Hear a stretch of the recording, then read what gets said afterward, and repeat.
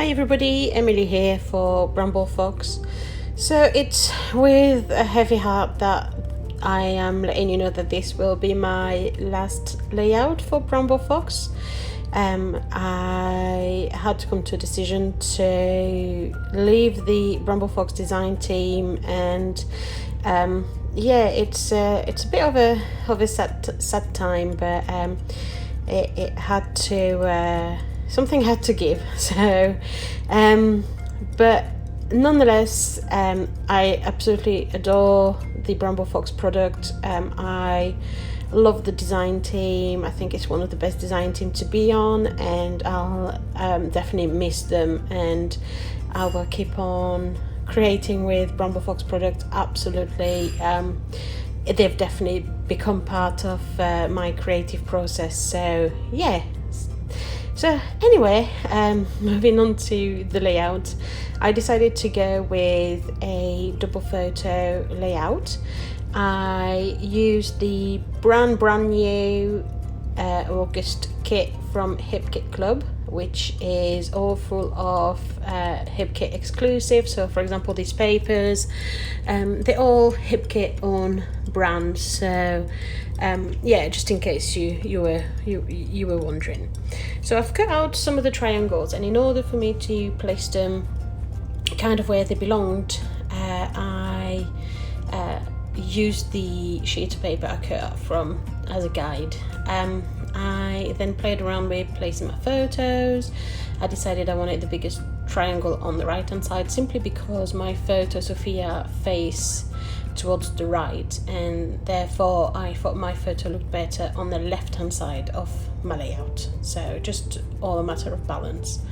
I then backed my photographs on this super gorgeous paper, which is like paint brushes, paint strokes, and I like the fact that it's backing the photo with that, make it discreet, but you can also still see all the little array of colors. It's not as much of a block as if it had been done on cardstock or onto a plain pattern paper. So yeah, that's I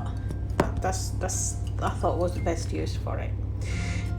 When I placed my second photo on my paper, my glue adhered to it straight away, and I hadn't placed it properly, so I had to detach it. And because I tore some of the paper, I decided to lower it a little bit because I still wanted to have that multicolour around on the behind my photo. I then attached my first photo directly to my layout using sticky tape, and as usual I'm using double-sided sticky foam to attach my second photo. I always like my second photo to pop off the page a bit more than the first one, so that's creating a volume there.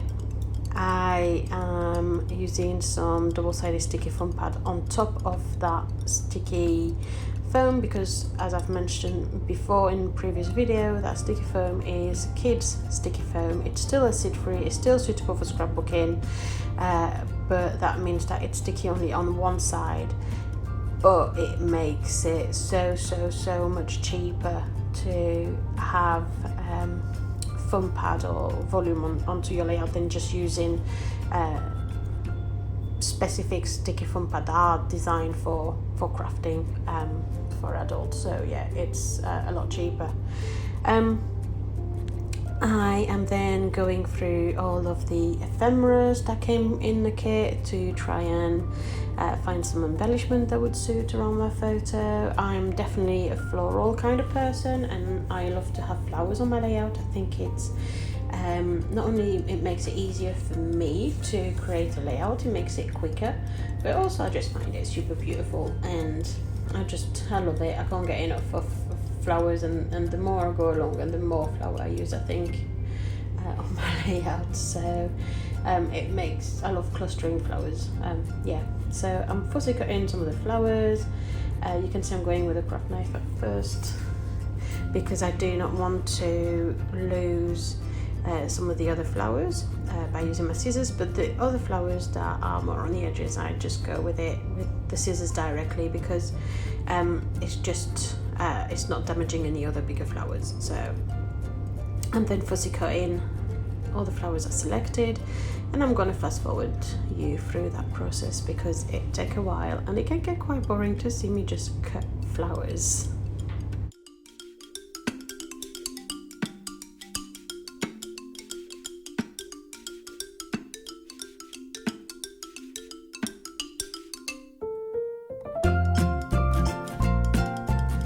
So now that all the flowers and florals have been cut off, I am now playing with all the placement.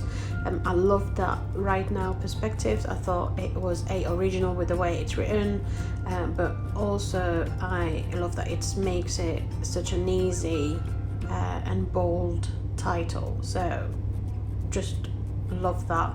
It saves time as well because you don't have to faff around with some thickers or some alphas, and if you do still love alphas and thickers and all that, you can still add some to it. I didn't do it in that specific moment, but I just love the perspective for titles.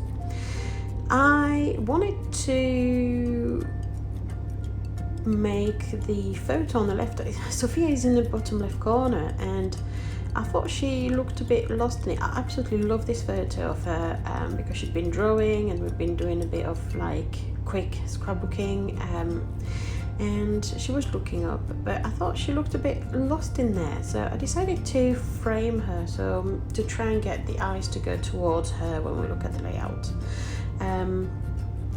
especially once I've added some embellishment, some flowers and some layers. I was really concerned that she would get lost in all of that, so I decided to frame her, and I used one of the Bramble Fox die cuts, which, well, metallic dies, which are absolutely fantastic. They're really modern. I just love using them. I placed the frame there. I left it there for now because I wanted to see how it would work with all my floral arrangements. I knew I would stick it there last, but nonetheless I just want to still have a look as to what it would look like as the finished product. So I'm now mounting that frame onto double-sided sticky foam pad. I love when the frame does stand out from the rest of the layout, and I'm not too fond of having it glued directly onto the photo, especially as the photo is already glued directly onto the page. I like to play with volume and depth. I am carrying on with all the layering of flowers and all the clustering, just to make sure that I've got a finished layout that I like. I thought it missed a little bit more flowers, and because the flowers are mostly half hidden underneath the photo, I decided to cut off all the half flowers that are on the edges of my pattern paper. It's a great way to save on your paper, to be less wasteful, and to make sure that you really make the most out of what you have.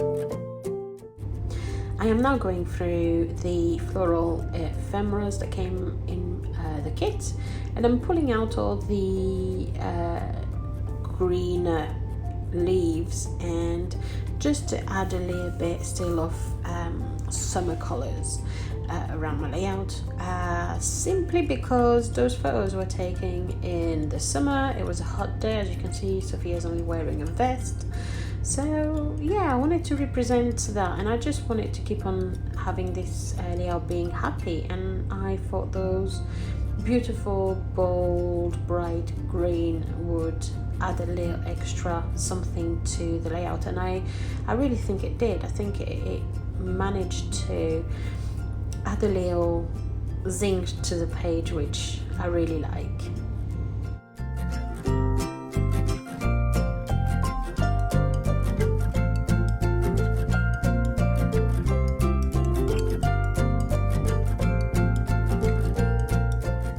Earlier on, I had used one of the die, so the banner die, to cut off the banner out of the branding strip, because otherwise that branding strip would have gone to waste. And I thought that was the perfectly addition to add my date, and I decided to place it on top of the photo frame underneath Sophia. So yet again, it adding details in that area to try and draw the eye to Sophia and to try and make her visible and not just lost. And because I've got that there, it's draw the eye to the frame and the frame draw the eye to Sophia. So that's kind of what was in the back of my mind with that. I then went through the Simple Stories sticker book, and I liked the little sentence and wording. Although this sticker book is very travel focused and it's all the words are very travel orientated, I was able to pull out some words that could do with any type of memories. So I pulled out 6 layer stickers. So at first I was going to place them above the photos, but as you will see, I very quickly decided that didn't quite work and didn't quite have the effect I wanted. So I moved them towards the perspective, and it actually was a really great move to move it there, because it frames the perspective and it stops it from floating visually around the page, and it kind of make it all coherent together. So I like that layer addition right there. I'm looking still through the book, is there something that I can use? But no, it's on that sticker level, that was it for this layout. Very cute sticker book though. I am now at a stage where I'm happy to add my journaling strips, well, my journaling lines, and this is what I do. I take my ruler, I do one thin line at first, and then I go over them free-handed to give it more of a grungy look or doodly look. I am then stamping all my journaling, and same again, I'm fast forwarding this process simply because otherwise you would still be sitting there 5 minutes down the line. I am now covering my photo and the embellished area so that I can add some splatters of Indian ink. I specifically choose Indian ink because, or Chinese ink some people call it, simply because it does not get absorbed by the paper and it doesn't feather. If you use certain mist, it'll feather into your paper. Indian ink doesn't, and your drops stays as they fell. And there you go, here's the finished layout. I hope you enjoyed this video. I hope that you'll still keep in touch with me, and thank you very much for watching. Bye.